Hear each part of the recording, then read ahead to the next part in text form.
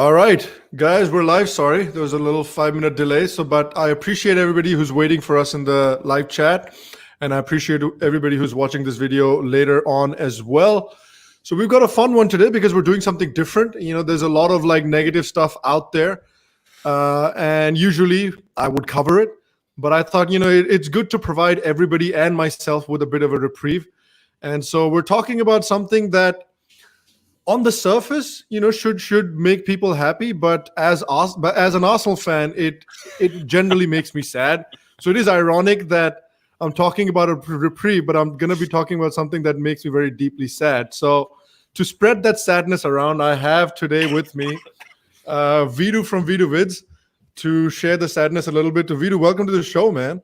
Thank you for having me back on, man. I really, really enjoy it. Yeah. So tell me first, before we really get into the whole Arsenal and the crushing sadness of being Arsenal fans, how do how have you coped without football? Has this been easy for you, this 3-month period without football? It's a funny one because we Arsenal had just hit some sort of form, under Arteta, some sort of change, some sort of form. And then, our own manager got corona. So, yeah, I know. So the omens people can blame Arsenal for this one. Literally, we've got, he probably spread it, he probably him. Exactly. So it's kind of bad because I think this season, if we go back a bit, it was not great the way it started. We didn't have a manager for some time. We got Lundberg, and then he wasn't getting results. It wasn't his fault. Then we got Arteta. Yeah. He showed promise, but stop, and just when we were hitting, I think I saw a stat somewhere. The last 5-6 games, we were in the top 3 in terms of form. So we were in really good form. And then this thing happened, and then it takes people out of this, mentally speaking and physically speaking. It takes you out of the zone, not just for Arsenal players, but for everyone. So for me, I was kind of excited to see what would happen, and I kind of wanted to get the season over and done with, so we can prepare for next season, if that makes sense. Right. But now we've got to continue. It's like this torture that just goes on and on and on. I thought they would cancel the season. I thought, okay, that's not bad either. But no, we're going to continue from where we left off, and now we have to finish the games, and it's against Man City. But you know what? I think, to be fair, there are bigger problems in the world. Corona's killing people. So I don't want to blow this out of proportion and be like, this is the biggest problem right now. What is Arsenal's front three? Is Aubameyang going to sign the new contract? But yeah, I think, I did miss sport. I didn't miss cricket. Yeah. I did miss football. I was like, even bloody play tennis and table tennis and badminton. I would love to see anything right now. So I'm happy that we're now talking about this. Yeah. And that, we're back in the season again. So. Yeah, me too. I feel like, there is a lot of serious shit that's going on, and, the world's kind of a terrible place at the moment. Yeah. But I think, that's the thing about sport though, right? Like, it doesn't really matter what your political leanings are, what your religious background is. Sport is something that everybody can find a little bit of escapism in. So whether you think that you're the one being attacked or your culture is being oppressed or this or that, whatever it might be, I feel like sport is something that everybody can take a little bit of solace in. And even though the way I watch sport and the team that I support just, makes me angry most of the time while I watch it, but it's still an escape. It's a different kind of anger. There's a possibility that you might be happy at the end of the day, even though that possibility is seldom realized. It's the hope. It's the hope that kills you. Yeah, that's exactly what it is. No, absolutely. I think this is one of those things, man. You're right. Sport was one of those things where we could just get away from the news cycle and take further punishment, but at least punishment on our terms. Yeah, exactly. That's a good way to put it. Yeah. This was a voluntary form of punishment. So no, but on a it's like those people that go to those dominatrixes, just get whipped. Literally. I was going to say that. I wasn't sure how far you want to go on this podcast, but it's literally some people enjoy getting spanked. Yeah. As an Arsenal fan, we're one of those people that we enjoy the pleasure of the sadist, the sadistic pleasure, masochist or whatever you want to call it. Yeah, S&M. So, but yeah, listen, we're back now. So let's have a positive outlook. Let's try and have a positive outlook. And well, it's kind of hard to have a positive outlook when your first game is against bloody Man City. Yeah, but we'll try, and we'll get to Arsenal in a second. But have you been paying attention to what's going on with the new regulations and how all the matches are going to take place and all that kind of stuff. Because there was a bit of news that obviously all the games that are going to be played are going to be played without crowds, and it's just going to be empty stadiums with like 20. There'll be no difference in the decibels in Man City. It'll be like it's like a full stadium basically. I know, seriously. But how do you feel about like games being? Do you think it, like, for you at least, watching the sport from home as a spectator, do you think it takes you out of the game? Do I think it takes me out of the game if there's no crowd? Yeah, if there's no crowd and it's just 22 players on the pitch, does that take you out of the game at all? A bit, maybe there is an element of like, it's like almost like a practice match. There's that feeling of like just some sort of preseason friendly, whatever it is. Yeah. But at the same time, it might have a positive impact if you're playing away, and the home team can't get behind their team. Right. Arsenal has been, known for being a bit of a quiet ground anyway, so I'm not sure if there will be that much impact. But to be fair, it will be interesting to see how they respond, because at the end of the day, they are professionals and they have to win these games. Yeah. I think it'll be interesting, man, because it's a weird experience, to be honest with you, because I know there have been some games before that have been played behind closed doors. Like if there was like some sort of ban on like Champions League, if there was some sort of crowd disturbance and they banned it, like, no one can come in anymore. Yeah. I think that happens a lot in like Italy. I think there was that Napoli game. I think Arsenal were actually involved in that. I think there was a... Oh, really? Or was it Borussia Dortmund? I can't remember exactly. There was a Napoli game where it was no one was allowed in because there was some sort of crowd disturbance before. Oh, right. But it'll be a new experience for everyone. Right. Especially for the players. And you'll be able to hear the sounds of the... whatever, Yeah. So maybe I want to hear like Mikel Arteta lose his shit on the touchlines. Like, that'll be fun to hear.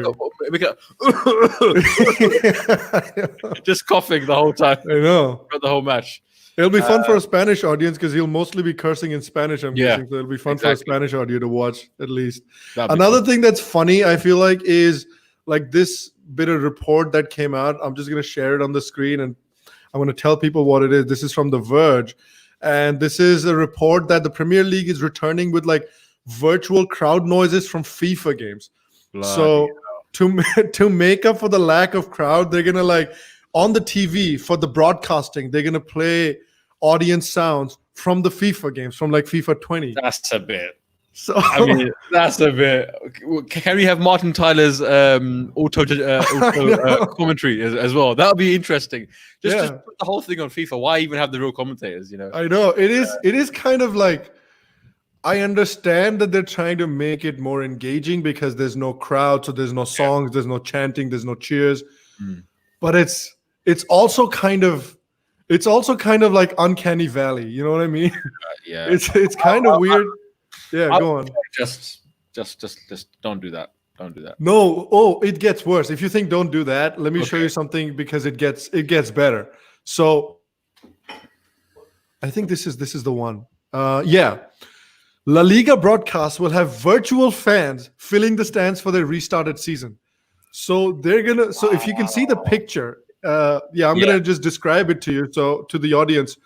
So it is a football ground with like a virtual audience that's been put in the stands. Jeez. It's like the FIFA 20 audience that you see, just like whatever happening, they have the same reaction, like they're just going crazy in the back. Yeah. That is funny. That's weird. That's a bit North Korea, China. Like I don't know if you remember, there was that. I think it was the Olympics or the World Cup. I can't exactly remember. Sorry, it was the World Cup, the FIFA World Cup. Yeah. North Korea was in that World Cup, and like obviously, no one's allowed to leave their country, but they had like a squad of like 20-30 fans. Yeah. Apparently, they were Chinese, but the North Koreans had hired them. They were holding the flags and they were sort of cheering and wearing the kit. It's a bit manufactured for me, if I'm honest. But it's a little weird because because what they're doing is, so during the broadcast they have the crowd, but at certain moments the thing glitches out, whatever the software is glitches out and the crowd kind of disappears, so you hear the noise but you don't see anybody. The crowd just goes away. Buffering. And what's even worse is that the crowd isn't there for the replays, so when you do replays you don't see the crowd. I just think they're trying too hard. I think we're so deprived of football. We will take it in any form right now. We don't Yeah, need we really will. crowds, the sounds and all that kind of stuff. But Like I never usually watch like the games that are other than Arsenal. Maybe some of the big ones like United, Tottenham, or something I'll watch. But like I'm even down to watch like Southampton, Norwich. Like I'll go and watch Southampton, Norwich. Like honestly, I will this weekend. So like, we're already starved for it. Yeah, exactly. But I'm only going to watch it if there's fake crowds, because otherwise it's just not real for me. Sorry. Yeah, I know. It is kind of weird. It is kind of weird. I don't know, because the only problem that I feel like with the crowd noises that you take from FIFA is that okay, because they're saying that they might continue to do that even when the crowds come back to just add more atmosphere. But the problem with that is, okay, when the crowds come back and you have home and away, and you have the home crowd that's really like on the backs of the away team and they're really loud, are you going to put in like the away noises just to like balance it out? Yeah, exactly. Like, because that just ruins the entire experience of home and away. They're trying too hard. And if we're going to get super realistic, are they also going to put in the racist chants as well? That's what I want to yeah. That's what I want to see. How far are you going to take this? Let's see your commitment to this realistic, Yeah, especially in Italy. Yeah. You got to think about those fans, like Napoli fans, man, the ultras. Don't forget, we need representation across the whole board. Yeah, we need representation for everybody, please. Thank you. Yeah. I don't know. The other funny thing also, and here's the third funny thing, is this is from The Guardian, and this is also hilarious. So let me see if I can like read out. So these are like Premier League rules. So some of the rules after the restart. So let me just read some of these out. So the Premier League players have been told not to spit, not to clear their nose, or to surround match officials during a game when the season restarts, and will be directed towards a quote-unquote celebration camera after scoring in closed-door matches. How the hell are you going to manage that? Like, how are you going to tell somebody in the middle of a game, don't spit? Yeah. Don't clear your nose. If the referee gives a bullshit call, don't go and talk to him. Yeah. Oh my God, this is funny. It's crazy. Mean, I get what they're trying to do. They're trying to keep everyone away from each other. But listen, either you have the sport and do play it properly, or you don't do it. Like I don't like this half-assed, like people are celebrating like this or like this, whatever it is. Like what's this and this? Like, I mean, because it's also weird because they're celebrating like normal in the Bundesliga. They're celebrating like normal in the Spanish league. So why are you telling people not to celebrate here? I think it's a bit silly, especially when you're training together. You're doing match preparation together. You're doing all this stuff together. Yeah, it's a bit silly if you ask me. I mean, either you play it properly or you. I mean, there's a similar one in cricket where now you can't put your spit on the ball because obviously when you shine it. Now that's a huge. I mean, in football, obviously that's not a big deal, but that's like a huge disadvantage. Yeah. So for the body, if either you play the sport properly or you don't play it at all. So I mean, I don't understand this half. It is weird, and there's more stuff like there will be drink breaks. Every player will drink from their own water bottles. Only players with a clinical passport, a barcode that is scanned from a phone or printout confirming their most recent test result was negative, will be allowed in the red zone. No handshakes, no spitting, no nose clearing, no mass confrontations, no surrounding match officials, and they have to use hand sanitizers before and after every match.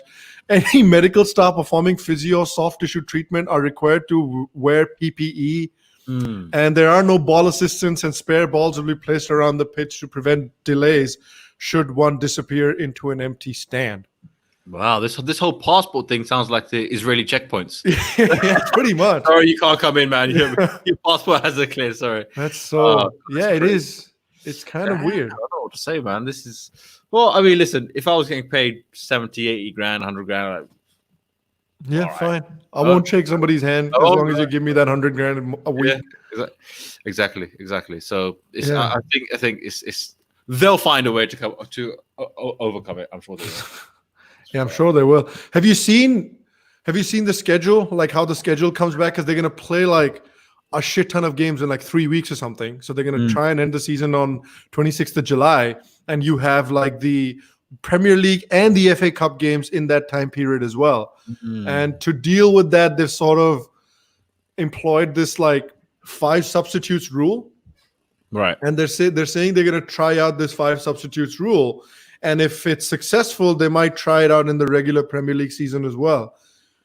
Wow. What do you think about the 5 substitutes rule? Because there are good points to it and there are bad points to it. The bad point to it, in my opinion, is that you can just have like these smaller teams, like a Burnley, for example, that loves that kind of shithouse football. You can just get you can basically change out half of your outfield players during a game. So you can get 5 players on in the first half, and you can be like, just attack everyone, tackle everyone, get as many yellow cards as you want. It's all good. I'll just substitute you at the end of the half, and then I'll get 5 fresh players on. Or you can be like, the pressing teams can just be like, just bring out 5 fresh players in the beginning, and they'll be like, press till you shit yourself. And then at halftime, we'll get 5 more fresh people on, and then we'll just keep pressing just like before, just like the first half. So, I mean, people are saying that it might create like an equalizer, like it might become like a great equalizer where, like, by using these kinds of tactics, the smaller teams can sort of match up to the bigger teams. But do you see that as a detriment? Because I can see that having a detrimental impact on the game. As an Arsenal fan, I would have said classify us off in the smaller team. so anything to equalize it for the smaller teams, I'm all for that. Exactly. Yeah. No, that's quite interesting. It's bad enough as it is with 3, man. Exactly. What's their rationale though in the Corona time for doing 5? Is it just so there's less contact between people? Well, I think the point is that because they're playing so many games in such a short period of time, that players don't get injured, so you can swap them out easier. You know what? I'll be honest with you. Anything to reduce injuries in general. Yeah. Right, I think it's a good thing because again, I know it's like 3's like if you think about it, 3 is an arbitrary number. Why not 4? Well, why not 4 substitutes? Or 5 even, like the half the team. If we're gonna, if we think about it, like the Premier League is a very good brand of football, and you have some very top class players who play a very physical game. Yeah. Then why would you not want to keep your players in shape so they play more regularly? So if you can substitute, 3 of the top players off at 70 minutes and keep them fresh for the next game. Makes sense to me. Crowds, fans, money, all the rest of it. So actually, I mean, my natural reaction is, what, 5? But actually thinking about it, like, why not 5? I mean, I know in basketball they have just like a on and off thing. Yeah, like a rolling substitution, right? Yeah, exactly. So obviously we're not going to do that. But at the same time, if you can do something to protect your players, I mean, even outside of this, of this like next 3-4 week period where everyone's playing, very. Why not continue that if it works and if it reduces injuries? And like I said, if it equals out, I think it will balance out in the end because the teams will figure out how to use the big teams will figure out how to use it, and the small teams also. Don't forget the big teams, like when they got massive benches like Man City or Liverpool or even Man United, Chelsea. I'm sure they'll spend big. They will have they'll take off one big player and put on another. Just put in another one, Put in another one, and be like, oh damn, okay, these players, they don't end. But at the same time, like you're saying, like a Burnley or a team of that quality, if their legs are being run ragged and they've just been exhausted, they just put on another one. And I think it'd be good actually, because at the end of the day, players get even though it makes easier for teams to like park the bus. Do you think it's still good? I think I don't know, because like I said, they'll just find a way to overcome it. They'll just find a way to overcome it. Because if you're saying they'll park the bus, then we'll just add another creative player or add 3 strikers. Why not? Yeah. Put on 3 strikers at the end for the last 30 minutes or last 20 minutes, 15 minutes, and let's see what happens then. I think it'd be interesting. Why not? I think it could be. I think it really could be interesting. But before we move on, I do want to take a second to just put this out there in the universe, and because I think humanity in general needs to understand this. This is what happens when Liverpool wins a title. The 1 year Liverpool win the title and the world bloody nearly ends. Literally. All right? So literally. I think us as the human race need to understand that Liverpool winning a title is not a good thing for humanity. So let's not have this happen again. I actually don't want to know what happens, but if Arsenal win the I don't want to know. That could be the end of it, guys. That could probably just be the end of it. It could just finish us all off. I know. But yeah, I mean, listen, man. Liverpool. The thing is, this is interesting. I know you mentioned Liverpool, but Liverpool won it 30 years ago, and when they won it, they were like the last time they won it, they were like the best team in the league. They had like I think Jamie Redknapp had just signed. Yeah. I don't know if you all saw that interview, but he was saying, I just signed for a team that had won the league. If you told me that we were never going to win the league again, we'd be like, are you crazy? We just won the league. Yeah. The last time Arsenal won the league, we were unbeatables, right? Yeah.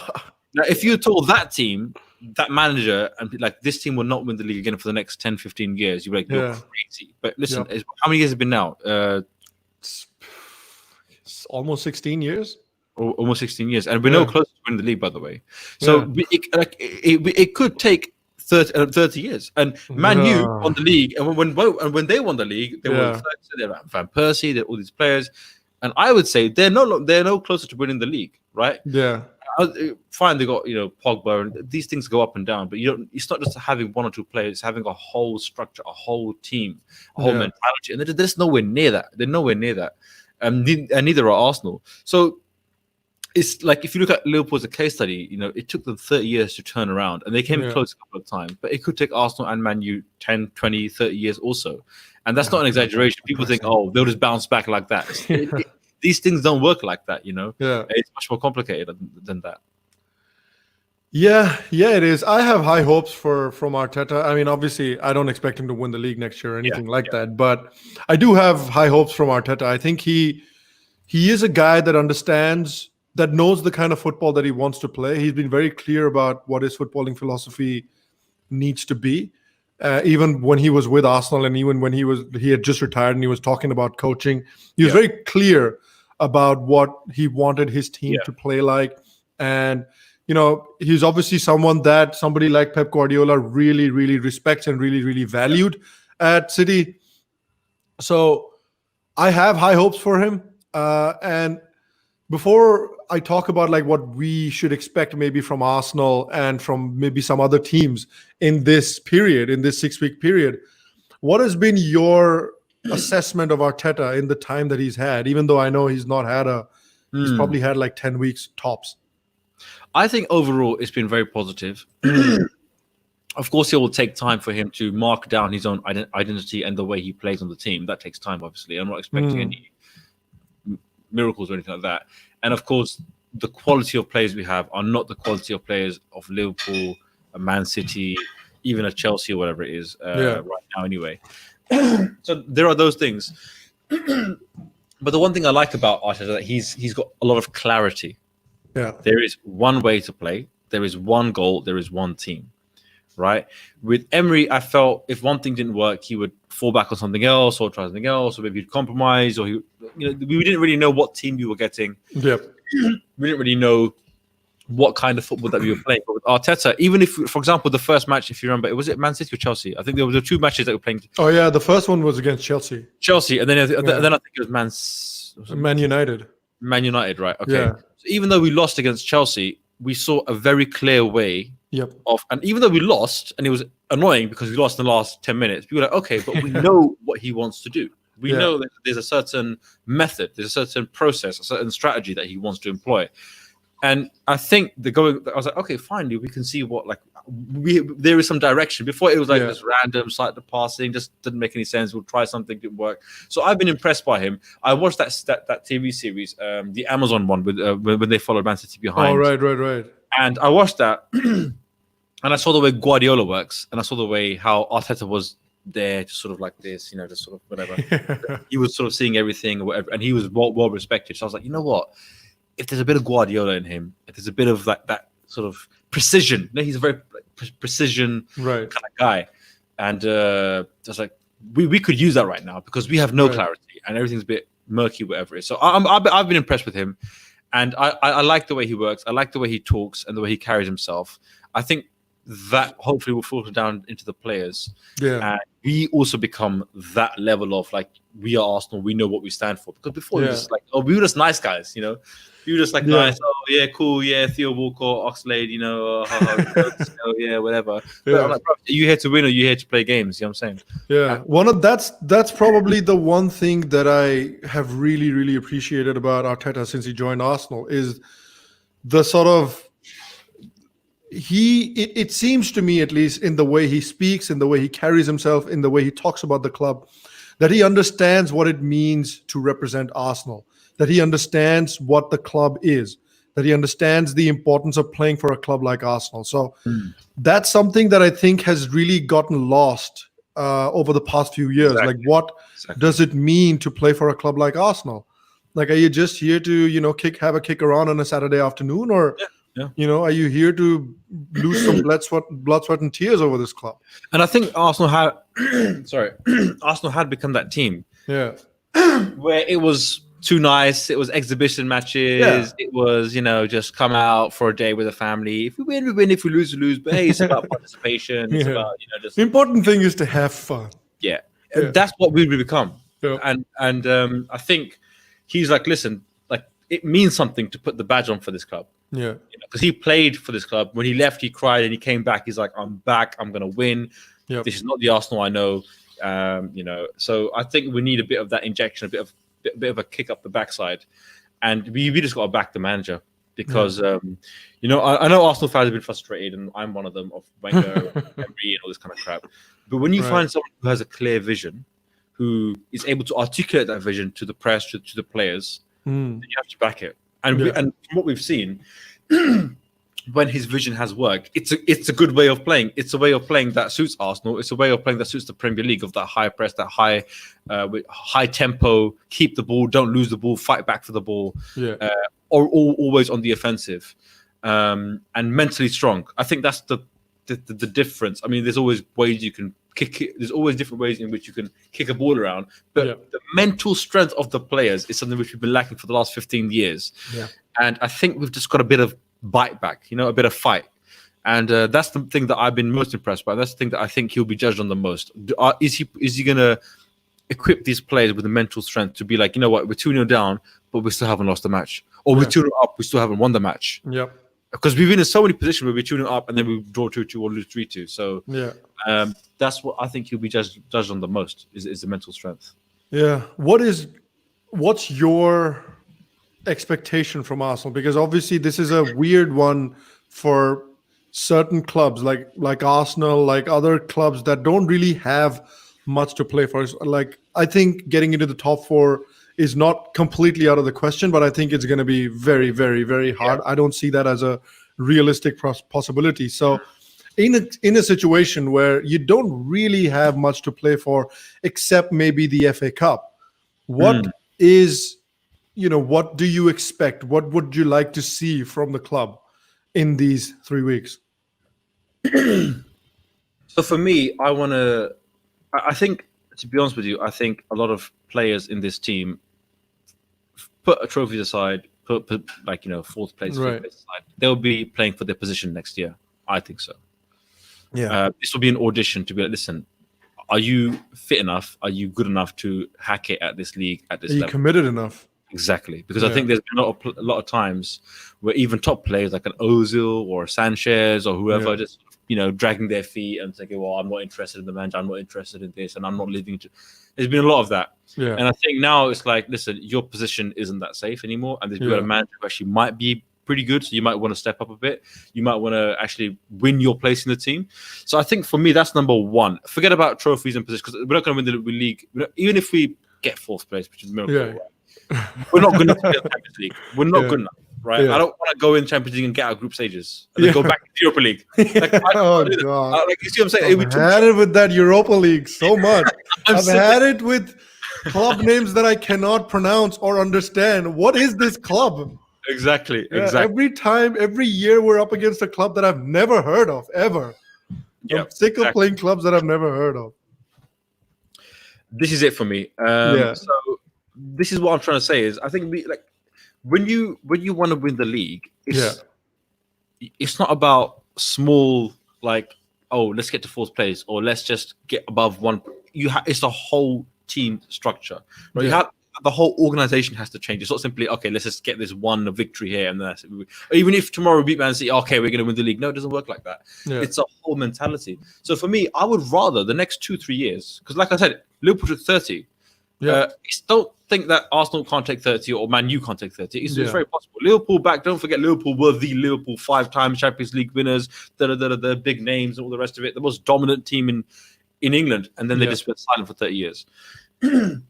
So it will take time. Yeah. And I would rather they invest 2-3 years, get the team right, get the mentality right, get the mental strength right, and commit and get players who are going to be a nucleus of that team. Yeah, it's like I'm going to say something controversial. Even if they sell Aubameyang, they sell Ozil, they sell whoever it is, I would back him because I think he's the kind of guy that will build a nucleus. If we've got to start from scratch, so be it. There's no point in hanging on to players who realistically, like, I mean, even if Aubameyang stays, he'll be there for 3 years, 4 years, maybe, if that, and he'll not be at his best. Ozil is not at his best. Yeah. So why am I going to hang on to these players, pay crazy amounts of money just so I can say we've got Ozil or we've got Aubameyang? I'd rather build a nucleus of that team, like the Man U team that used to win all the time. They had like core players, Scholes, Giggs, all that kind of crap.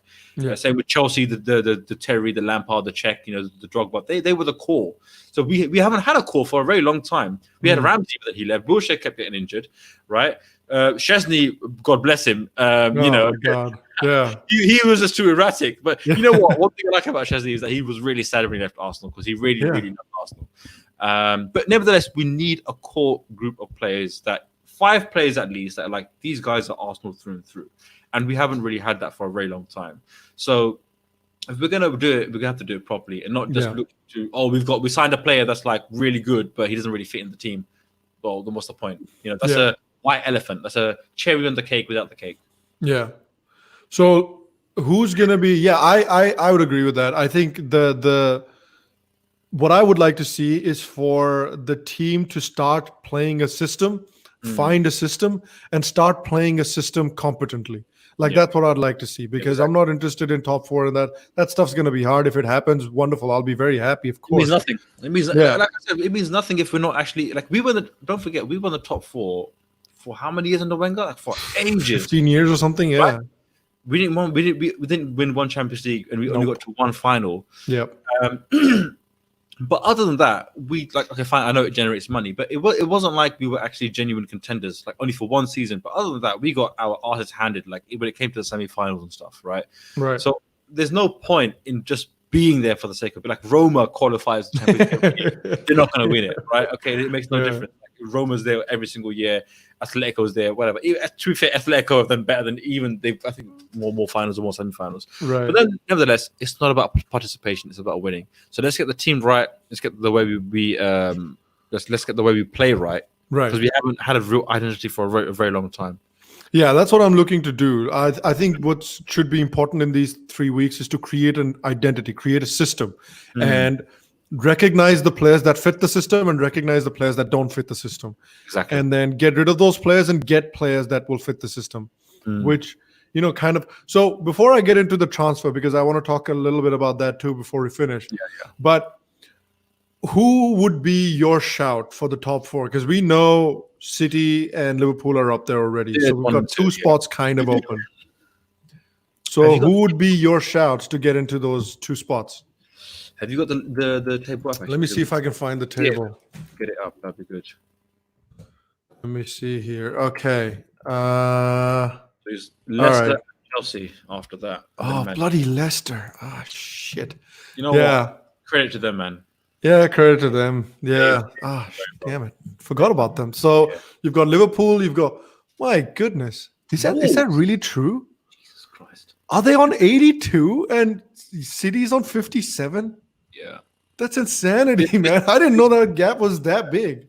If they keep winning, this will be the biggest gap between 1 and 2 in the Premier League. Ever. Oh, my God. That's insane. I thought they were like 10 points behind tops. Holy crap. A country mile ahead of everyone. Yeah, that's crazy. Yeah. It is crazy. It is crazy. And then Leicester, I think Leicester will be on 53. I think Leicester should. I mean, if they don't have a dramatic collapse, I think they should probably get in there.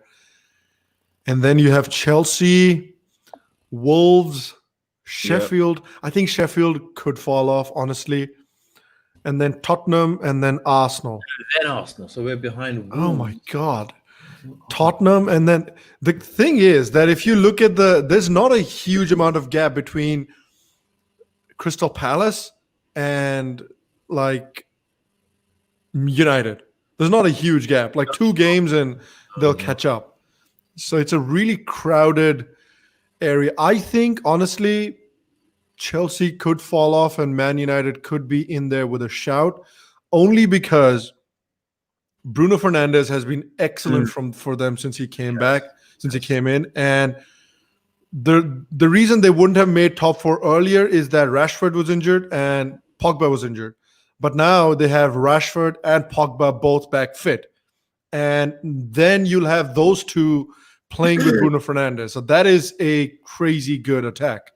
Yeah. And let's not forget, he was playing very well just before the whole Corona stuff. And there was like a new impetus, a new energy, injection of energy in that team.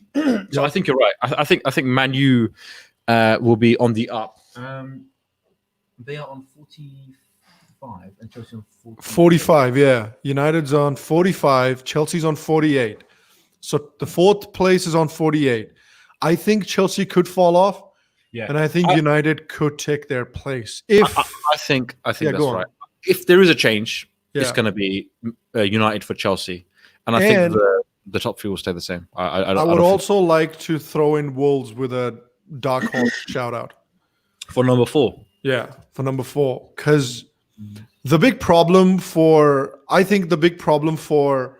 Wolves is that they have this team that plays this super pressing kind of football. And so they're really good in the beginning of the season when all the players are fresh. But towards the end of the season, they tend to drop off because they just can't keep that intensity. But now that the season had this huge break and now the players are fresh again, they could play that style again and, get results. So, yeah, I would say probably United and Wolves as a dark horse in there. Yeah, you can say that. I would agree with that. Yeah, I would be bummed out if Tottenham get in there though. So I think Arsenal and Tottenham are safely. And listen, either we hit 4 or I'm happy with 9. I don't want to be in Europa. I do not want to be in the Europe. I'm sick and tired of it. Yeah, I'm so sick and tired of Europa. I would rather just focus on the league and really, really, get that straight. Here's a question from Super Varun. He's asking, when do you think Arsenal can challenge for top 4? And if they can afford the right players, Arteta needs to build this new team. Did you hear that? I don't know if it's like, I know there's loads of different rumors going on, but how much Arsenal's transfer budget is? I'd say about £10 and a keg of beer. We'll add a 6-pack if you give it to us. Give us to him for £8. We'll add a little 6-pack to it. Because I saw it was like 200 million. I was like, is that true? Yeah, I was like, is that fake? Yeah, I was like, that's fake. I'll tell you why that's fake too. Because the guy that owns Arsenal, Stan Kroenke also owns a bunch of sports franchises like in America. So he owns the Denver Nuggets, the Colorado Rapids, then some lacrosse team somewhere. But he also owns the American football team, the Los Angeles Chargers. And he's been building a new stadium for the Los Angeles Chargers in LA that has supposed to cost him like $3 billion, but he's already like over budget by $2 billion. And because of this corona, there's more of like a spanner in his work. So it's going to cost even more. So yeah, the guy is very rich, but I don't know if he's going to be able to spend a lot of his own money into the club. So yeah, I would be very surprised if Arsenal do any like big business this year. But then, having said that, again, these are rumors, but they keep going off that Thomas Partey guy. I need at least 50-60 million. Yeah, but I think that will probably only happen if you sell somebody like a Lacazette. Like if you sell like a Lacazette for 30, 35 million, which is probably the maximum he'll go for in this market. Yeah. And I think that guy will also get his value reduced, because this is not a market in which you pay 50 million for a player like that. He'll probably go for like 30 million or something like that, even if Arsenal does end up buying him. And I think what Arsenal should be doing is what you said, is like buy young, talented, hungry players that Arteta can build a team around. So I think that would be the good way to go. You've got that young kid from Saint Etienne coming in, the defender Saliba. So you've got Saliba coming in, and so you've already got like a good base of young players. And even more than tying down Aubameyang to a contract, I am more interested in Arsenal making sure that they tie down Saka to a contract. Yes, because Aubameyang, if you sell him now, if you sign him to a contract, he'll probably go for like 30 million if you do sell him. But Saka is a 100+ million player. That is an investment that if you take care of that investment, he will go for 100 million plus in the future if he does go. I agree. I agree. So I feel like if they let Saka go on a free, my goodness, whoever's in charge of transfer should be fired. Who knows? But the question was, when will they get back to top 4? So what do you think? Oh, man. I would like to think in the next 3 years. I would like to think so. Yeah, but I have that kind of faith in Arteta. It might be misplaced, we'll see. But I would like to think in the next 3 years, if that's a big if the club backs the guy, if the club's like, all right, we have chosen you, we have faith in you, we have faith in your philosophy and what you're trying to do, we'll back you. What do you need? If the club backs him, then I'd like to think in the next 3 years. What do you reckon? I would agree with that. I think 3 years. I think people are too optimistic sometimes. Oh, we'll get back in like 1 or 2 seasons. No. You have to remember the quality of the teams above us are way better. I mean, even Leicester and even like Man U, Chelsea, Tottenham. And they spent their money well. Leicester spent their money really well, and they have a really good young team. They're frightening. They're really frightening when you play against them. So you not only do you have to strengthen in terms of players, you have to create that momentum that carries on through the seasons. Yeah. Not just for like the whole season, but from season to season. Season to season, right. Not just a one good season. So yeah. So I think you're right. Yeah. What do you make of another reason why I think it's going to be really, really difficult for Arsenal is there was news that UEFA is thinking about like relaxing its financial fair play laws. And so clubs will be able to spend more money than they otherwise would have been able to under financial fair play rules.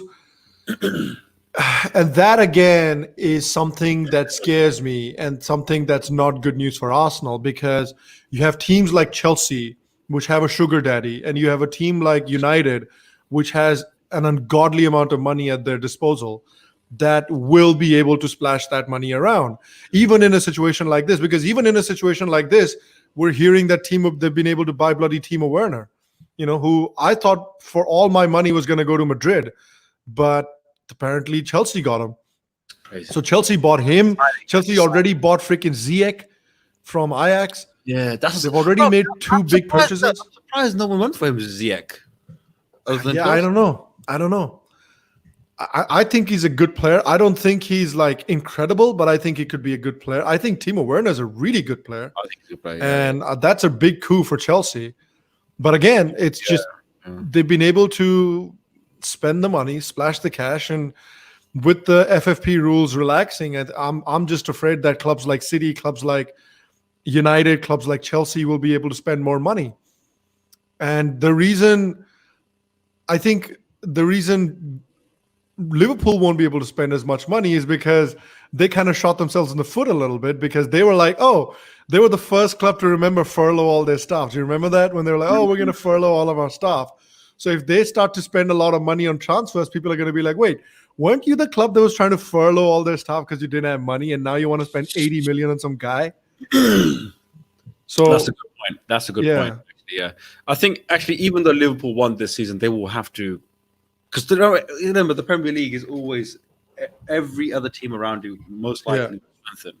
And those 2 signings for Chelsea are very good signings. Ziyech is a signing where you won't build a team around him, but if you already got a team and you're looking for that extra bit of magic, he's that guy. You know what I'm saying? He's the guy that's going to come on, do something, score a goal, assist, whatever it is. And I mean, Tino, is it Werner? Timo Werner, yeah, I think so. I mean, that's a good signing, man. That's a solid signing. I mean, Chelsea haven't had a proper, like, mature striker since Costa. I know they got Abraham.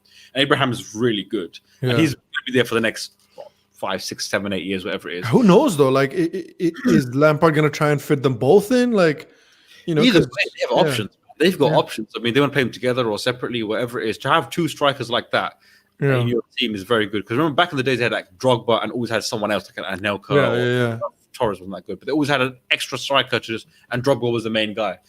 And they play a ton of games anyway if you're playing Champions League, FA Cup. Yeah, that's true. So they'll have plenty of games to play. And I think they've done very well. They've already done very well in the market. So I think it's already a good kind of summer for them.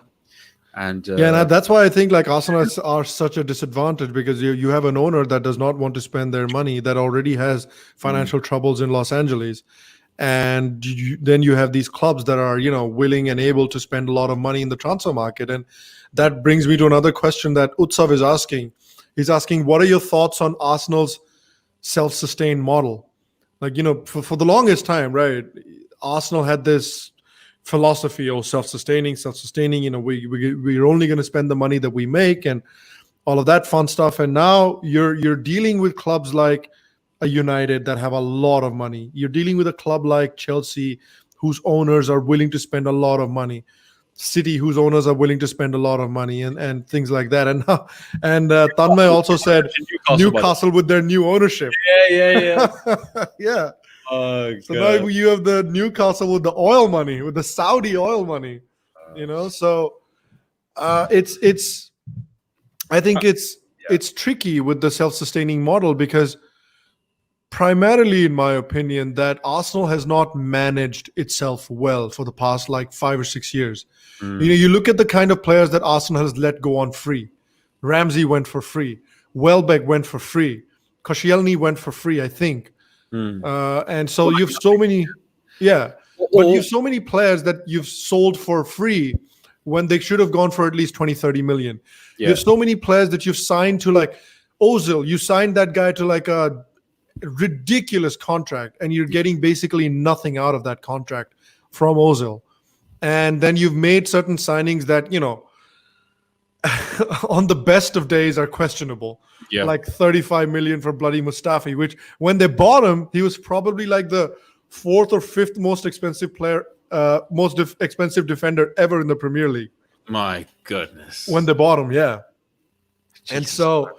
And even Xhaka, they bought Xhaka. And even Xhaka, right. I can't say they bought Xhaka. And so, like, the club has not managed itself well. And the guy that managed the club, Ivan Gazidis, this year he fucked off to AC Milan, which I'm very happy about. But still, like, the club's not in a good shape financially. And this is the first time that the club's profits are lower than Tottenham's in like 15 years or something. See, the thing is, it's all well and good saying financial fair play and sustaining, and it only works if you have very financially shrewd people in your organization. So, for example, you would not let Van Persie get to the last year of his contract. You would not let Sanchez and so-and-so and Ozil and then they had whatever. All these big players get to the last year of their contract. That would not happen at a big club, or it would happen very, very rarely, and it would be like a huge thing. But for Arsenal, it's like a common thing. Like, you know, players come in, they get a pay raise, they might win an FA Cup. If not, they'll see their contract out and then move on to a bigger club or whatever it is. And this has been a pattern emerging. So it's all well and good saying that we're going to be sustainable, but sustainable means you actually have to take care of your accounts, and you got to sell your players or keep them down and keep your best assets, or sell them when they're actually valuable, not when they're in the last year. You get 20 mil for Van Persie's prime. Are you mad? Right. You know what I'm saying? He literally scored 30 goals that season. The next season, he won Man U the league, and then that was 20 mil. That's nothing. That's nothing. So I personally don't know if a sustainable model is actually gonna work. I mean, I don't like. Show me a club where it's someone is self-sustainable and they've won the league. I would say Liverpool because Liverpool has a foreign owner, like they have an American owner, just like Arsenal, that hasn't really spent a lot of money on the club. But what Liverpool has done, which is very different from Arsenal, is they have sold and recruited really, really well. Like they could have, just like Arsenal, let Coutinho get to the last year of his contract and then sold him for free. But they sold him for like 120 something million pounds. Then they got Van Dijk, was it? Then they bought Van Dijk, and then they made like smart recruitments. They bought smart, good players. They bought Salah for not a lot of money. They bought, but they bought him for like 34, 35 or something. Right. Which is that's a lot, but like what they're getting out of him, right? Because don't bear in mind, 35 mil now is like what 15 mil was like 10 years ago. So 35 mil for Salah, who was like bloody crazy, just crazy good. That's nothing. Yeah. That's nothing. 35 million pounds for a 30 goal a season striker is ridiculous money. It's stupid money, right? Yeah. And then they bought Sadio Mane for not a lot of money either. And even Firmino wasn't that much. Firmino was like 25, 27 million pounds or something. So you took the money from the sale of Coutinho and you invested it really, really well. You bought like 30 goals a season strikers. You bought another 20, 25 goal a season striker that gets another 15 to 20 assists a season. And then, again, you sold more people and then you bought somebody like Van Dijk. So I think what Liverpool has done in the last 5 years shows that if you want to run a self-sustaining model like Arsenal wants to run, it can be done, but you have to do it the right way. And Arsenal right now, I think, have an unprecedented opportunity because they've chanced upon a really good young crop of players. Like from the academy, they've got like 6 or 7 players that are all really, really talented. And not all of them are going to make it at Arsenal, but what it does give you is a chance to develop players that you can sell for 30, 40 million pounds. Yeah. So you sell 3 of those players for 40 million pounds each, and you have enough money to rebuild your squad. And don't forget, they got Robertson, Hull, and they were, I think they were relegated, and they got Gini Wijnaldum from Newcastle, who was relegated. Yep. These are not big signings, like in terms of money. These were like what? Which Premier League clubs going to go to the Championship and buy a player, and then that player is going to then become one of the best players in that position in the world? Gini Wijnaldum scored some very, very important goals in the Champions League. And Robertson, man, he's an assist machine. That guy. Crazy. Yeah, that's what I'm saying. They have the right people in their organization when it comes to recruitment and finance. We had that guy Mislintat. What happened to him? That bichara. He got rid of him. This is what I mean, man. This is what I mean. We finally get someone who's worth something or who's got a bit of a name, and then argument, dispute, and then now he's gone. So I don't know what to say. RS is asking, where do you see Ceballos in our future team? Do you see him at Arsenal in the future? Not really. I don't think so. I mean, I don't know. It's a tough one. I don't think, even if he stays, I don't think he'll be a, whatever. Right. I don't think he'll set the world alight. And if he leaves, I don't think it'll be that big of a loss. Yeah. I think he right now, like Dennis Suarez, is a bit of a. He's not really sure where he wants to be. I almost felt like just before the COVID thing happened, in the last like 2 or 3 games that Arsenal played, he really did seem to have found a place in the team. And like Arteta was really talking him up, and he had some 2 or 3 really good games in a row. And I could have been like, man, if he plays like this for the rest of the season, I could see Arteta being like, all right, I want to keep him. But yeah, I think that COVID thing completely threw that whole situation for a loop. And I wonder if Madrid say, sure, give us 20 million and you can keep him, I would still think about it because I think there's a player there. I think there's a player there, and if I think somebody like Arteta can coach him into a system, I think there could be a really good player there. And he's still really young, so yeah, exactly. Like rather than going out and spending 30 million on like a really talented guy, if we could have him for cheap, I would keep him. But if somebody asked for like 30 million, nah, I wouldn't. Yeah, exactly. I wouldn't. Okay. Let's see if there's any more questions. If there aren't, let me make sure. No, I think this seems like that's it. So let me ask you then. Yeah, go on. Would you keep Aubameyang? Would that be your priority? If he goes, sorry, forget that. Right. Aubameyang and Lacazette, because there's been a lot of debate about would you get rid of Lacazette to fund something else? Which one, if you had to keep one, which one would you keep? If I had to keep one, I would keep Aubameyang. I would sell Lacazette.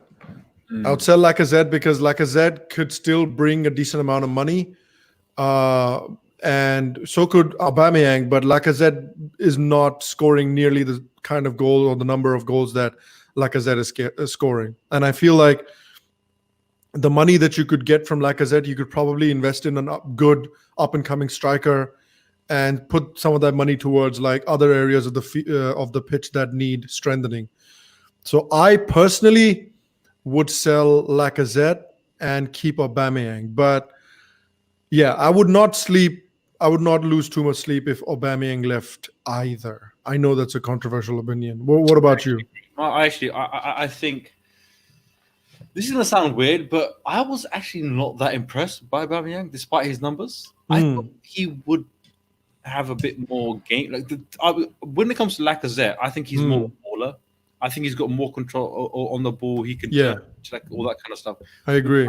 If the chance is there, he'll finish it. But if it's not there, I don't know if he'll create it. I don't like some players, they'll create a chance and do something and they'll get past a player, they'll flick, turn, whatever it is.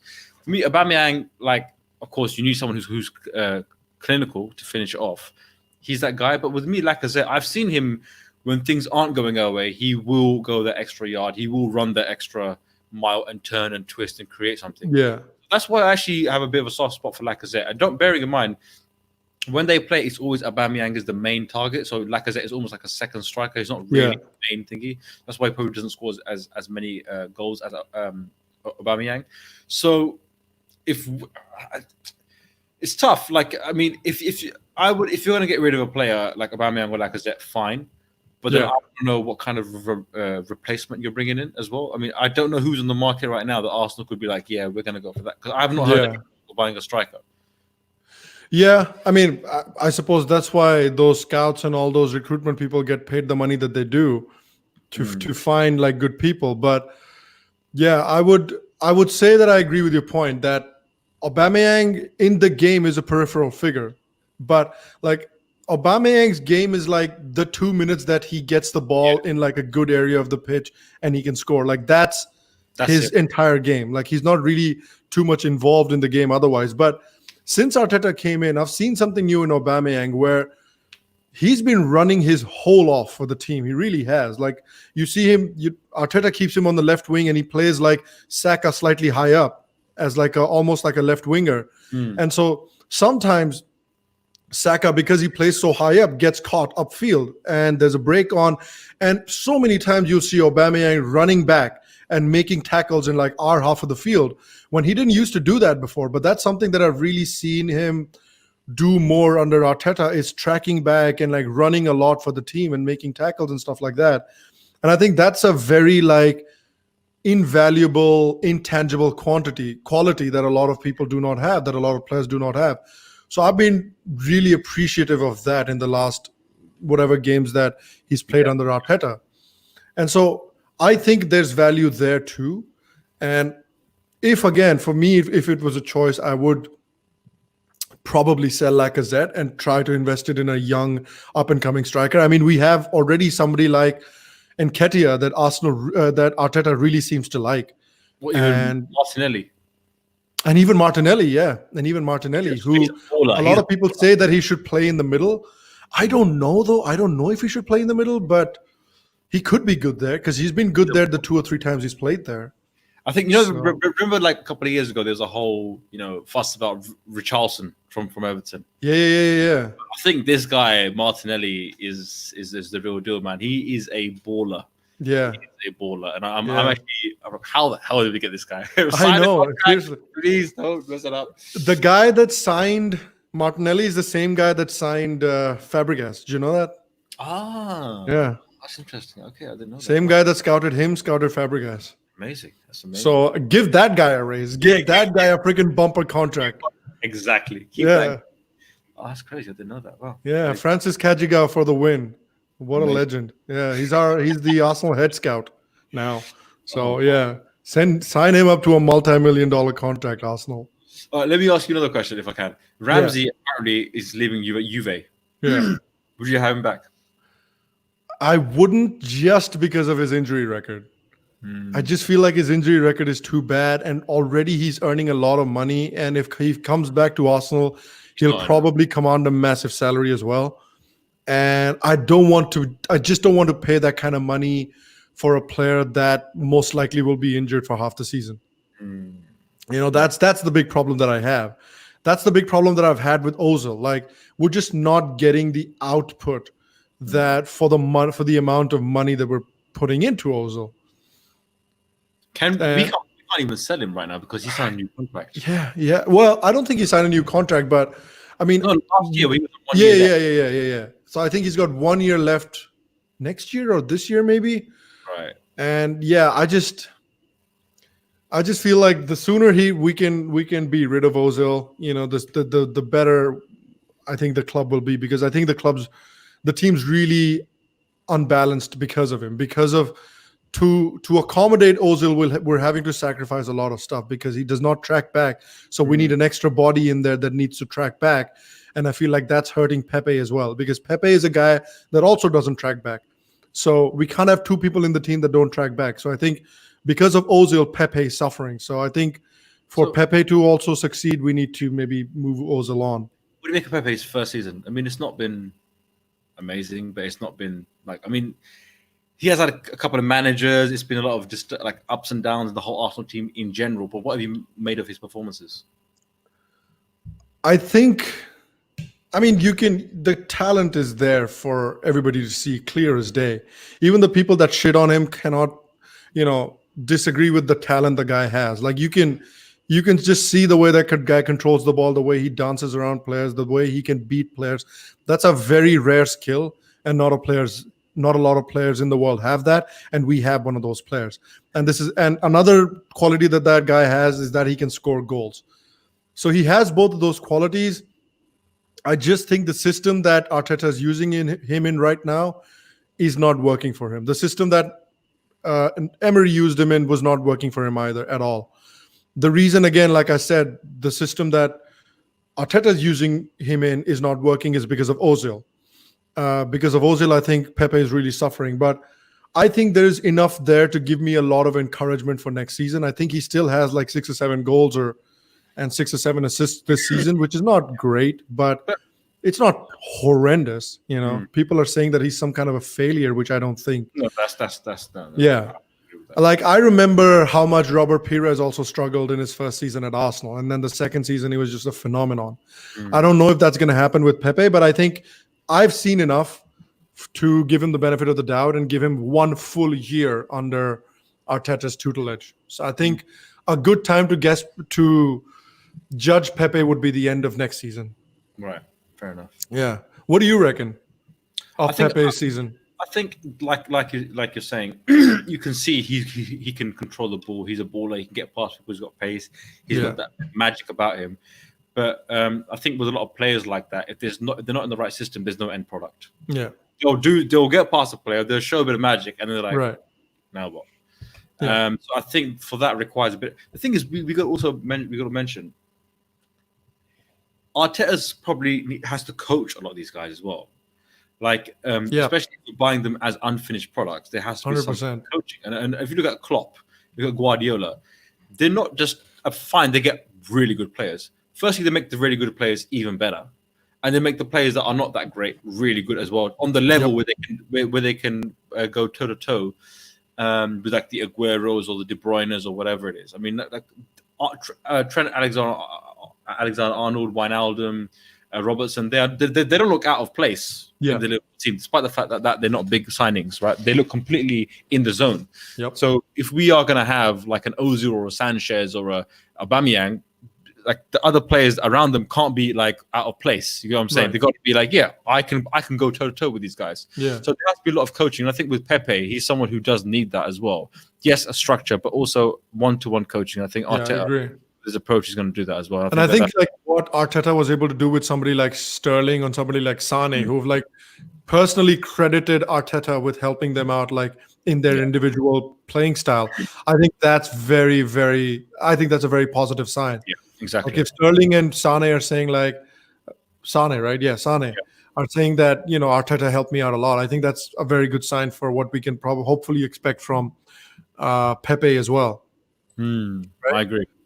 So let me ask you a final question before we go. Okay. Here's a question from Dhruva Korane. He says, Arsenal has a bad midfield. Also, why did they get Arteta as manager when Ancelotti and Mourinho were available? I'm not 100% sure if this is a serious question or like a troll question, but we'll take it anyway. What do you think? Okay. I think Mourinho is... This is tough. I'll tell you what Mourinho is. Go on. Mourinho is a giant cunt. That's what Mourinho is. I think that's the best way to describe his coaching philosophy. And him as a person too. So there you go. I think with Mourinho, I'll be honest with you, he requires a lot of resources. Yeah. He requires, don't get me wrong, think of him what you may, but the guy is a winner. But he requires a lot of resources. And whether it's Chelsea or Madrid or Man U, whatever it is, he does require a ton of money. And with Ancelotti, I wasn't sure because it's a tough one because Ancelotti's done it everywhere pretty much, wherever he's gone. And I was actually surprised he went to Everton. Because I'm like, what are you gonna do? You're gonna get them? They have money. Everton's got a lot of money right now. They have two like billionaire owners. They're one of the their owners combined are probably the richest in the Premier League. What? Yeah, the guy that used to part own Arsenal earlier, Alisher Usmanov. Usmanov went and bought Everton. And they already have one more guy there that's also a part owner of the club, another billionaire that's like a friend of Usmanov's. So together they have a lot of money, and I think they've told Ancelotti that they're willing to put like a good amount of money behind him. Well, it makes sense then, I suppose. Yeah. I think you have to look at it from this point of view. Why would Ancelotti or Mourinho choose Arsenal? Right. Because if they're two big spenders, and I think the Everton owner, he was saying he tried to get Ancelotti for like years. He tried to get him. So, they had that connection. Mourinho is too antagonistic. He requires too many resources.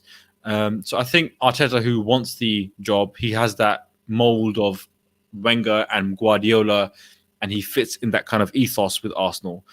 I think it would have been a natural fit. The fans warmed to him. I think the players have warmed to him.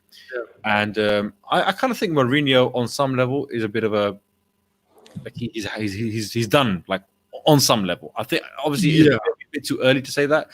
But I don't know what he's going to do at Tottenham. I don't think he will win anything substantial. Maybe like a league or the League Cup, maybe. Yeah. Maybe like an FA Cup, but not a league. I don't think so. The teams around him are too strong, and Levy doesn't spend money. So I don't know why on earth he went to Tottenham, because they don't spend money. They're known for not spending money. They have an amazing stadium. They literally have. I was watching a YouTube video on it. It's absolutely crazy how like it's like an American style. Thingy, whatever it is. Yeah. But it's too bad, they won't celebrate the league there ever. America has the Super Bowl, Tottenham has the toilet bowl. The toilet.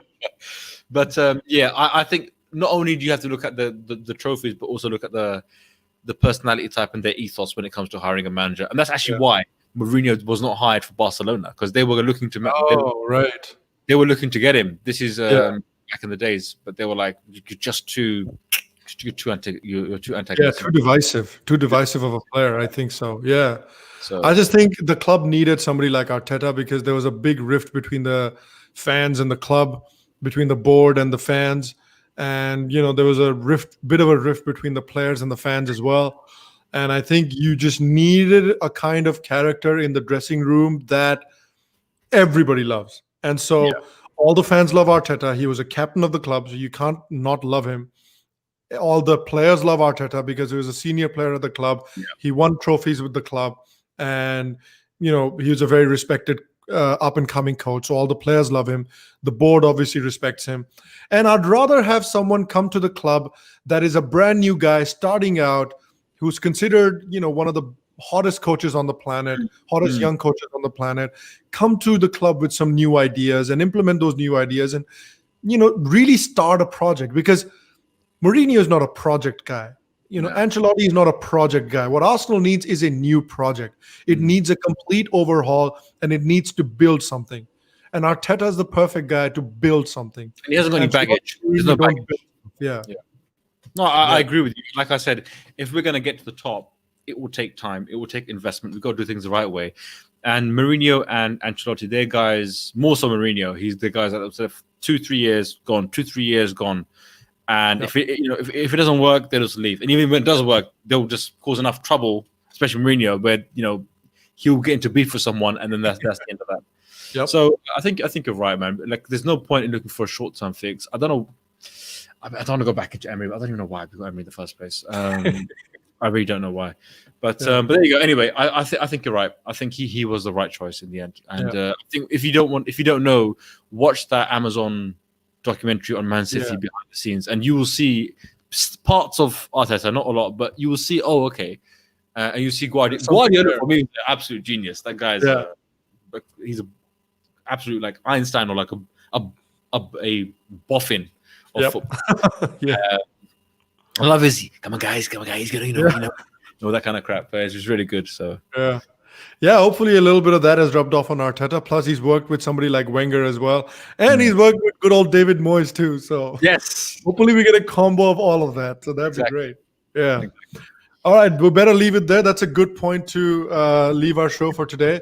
Good little look at the season. I'm very excited about it. So I was really excited to talk to someone about it.